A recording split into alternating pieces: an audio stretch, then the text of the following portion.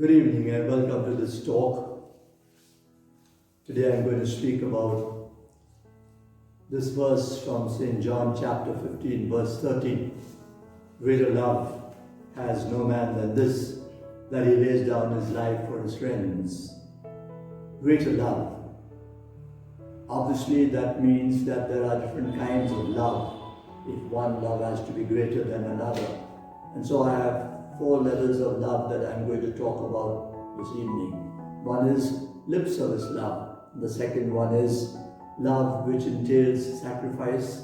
The third kind of love is when one actually lays down one's life for his friends or for a single person. And the fourth type of love is Jesus Christ's love, which is a very special and unique type of love. Let's turn to the first one, lip service love. Lip service love is when there is really no love at all. It's the lowest level of love. One just talks about love, but one doesn't practice it at all. So it's called bakwas, empty talk. And so I am reminded of the story once told to us by the former Bishop Benjamin D'Souza.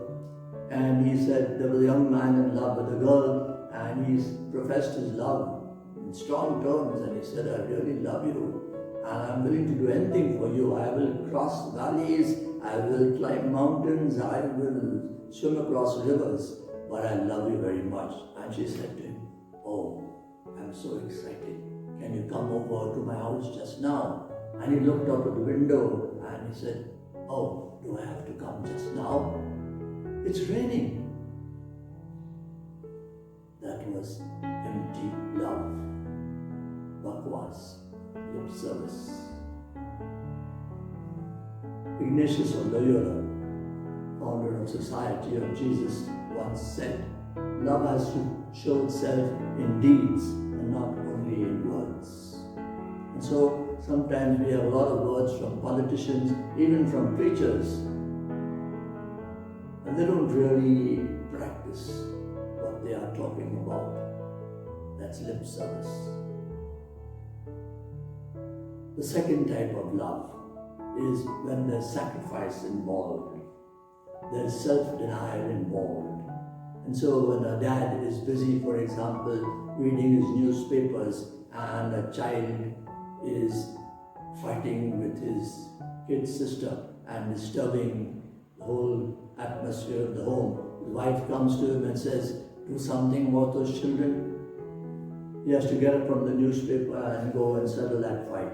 And he gets back to his newspaper, hardly 5 minutes are over, and they're fighting again. Again he has to get up and go and settle their quarrel. He was doing something which he liked, reading the newspaper, but then he gave it up because of the love he had for his wife and his children. So there's sacrifice involved, there's denial involved. Denial of self. Let's come to the third type of love, and that is when one lays down one's life for a group of people or for an individual person. So usually one lays down one's life for a cause. Very few people do this, mind you, but there are some people that do it. And so you have, for example, freedom fighters.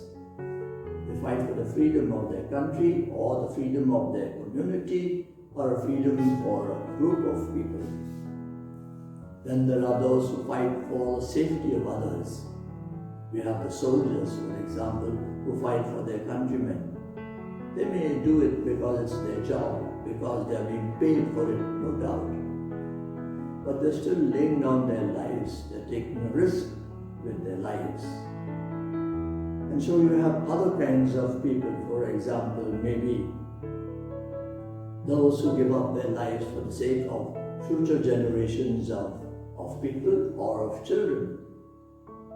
So take a Martin Luther King, for example, who went on talking about equality between blacks and whites. He knew he was risking his life because he knew one day he would perhaps be assassinated, and that is exactly what happened.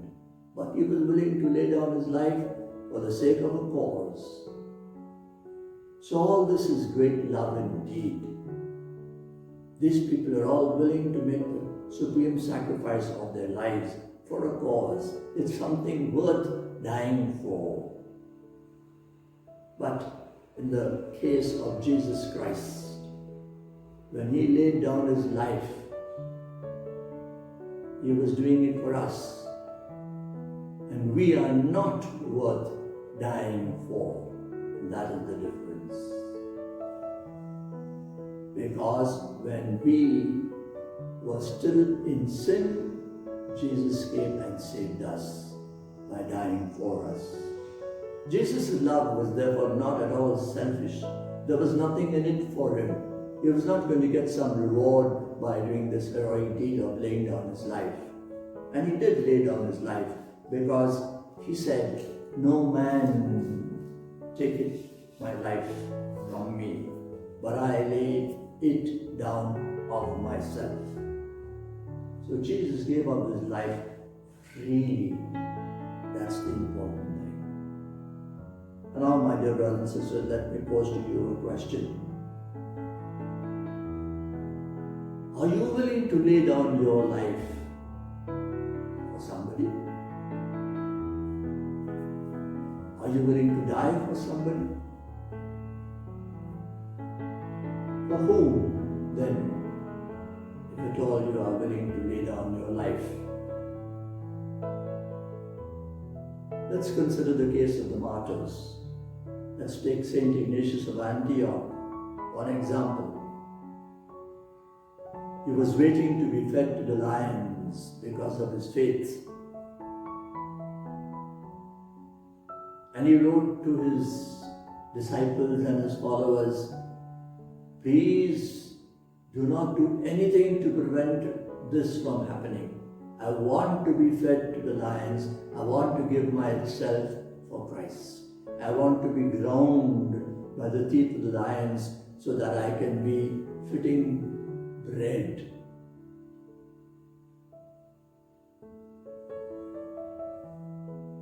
But brothers and sisters, like Ignatius of Antioch, there's a host of martyrs who gave their lives for Christ. But there's one big difference again. They did it in imitation of Christ. Many of them did it for the sake of the reward they expected in the next life. But their lives were taken away from them by their persecutors. In Jesus Christ's case, his life was not taken away. As he said, "I lay down my life of my own accord." That means freely. Dear brothers and sisters, that's the difference. Jesus laid down his life freely, and he did it for us when we were in sin, although we didn't deserve it. There was nothing in it for Christ. That's what makes his love the greatest kind of love ever. Let's ask ourselves if we are willing to also do something for Christ in return. Maybe we are not yet ready to lay down our lives for Christ, literally. But maybe we can lay down our lives for him in a different way, gradually, day after day. By giving in to the daily requests of our children or our spouses whenever they have a need for us. We deprive ourselves of something, of our time, of what we like, so that we can give of ourselves to them more freely. Or in our offices, with our co-workers, we have to die to ourselves so often when we know that they are gossiping or criticizing us.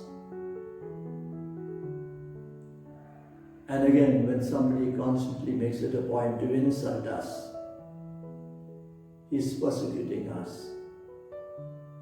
We have to accept it because of Christ. In all these different ways, we can die to ourselves and we can then lay down our lives for Christ. May he give us the strength and the grace to be able to do that. God bless you.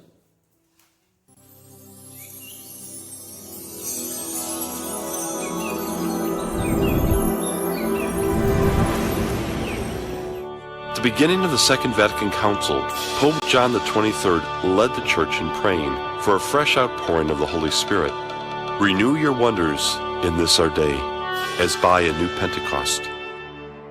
A few years later, seemingly as a result of John XXIII's prayer for renewal, a significant event took place that would forever change the lives of millions of Catholics and the Church itself.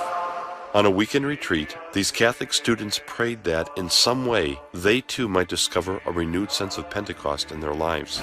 Those who prayed for the experience that came to be known as baptism in the Spirit had experiences similar to all the others: a new depth of prayer, love for the Scriptures, a devotion to the Eucharist, a heart for evangelization, a call to conversion, and a life of holiness. On Pentecost Sunday in 1975, Cardinal Sunens and 10,000 individuals who had this charismatic experience met with Pope Paul VI.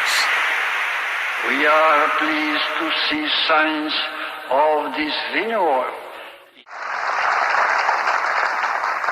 Long life for the charismatics.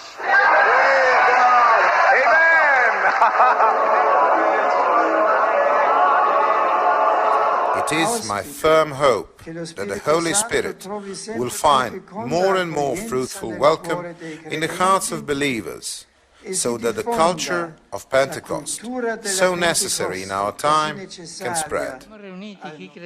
We are gathered here, believers from 120 countries in the world, to celebrate the sovereign work of the Holy Spirit in the Church that took the initiative 50 years ago and gave rise to an institution. No? An organization? No. To a current of grace. In February 1972, Catholic Charismatic Renewal began at Mumbai, with those who have experienced the baptism in the Spirit spontaneously during private prayer. Today, Catholic Charismatic Renewal is present in every diocese and state of India. Today, statistically, it is the largest and fastest growing movement in the Catholic Church and is found in all continents and cultures. Priests, religious sisters, and laypersons make it the estimated 120 million who have been influenced by the renewal movement.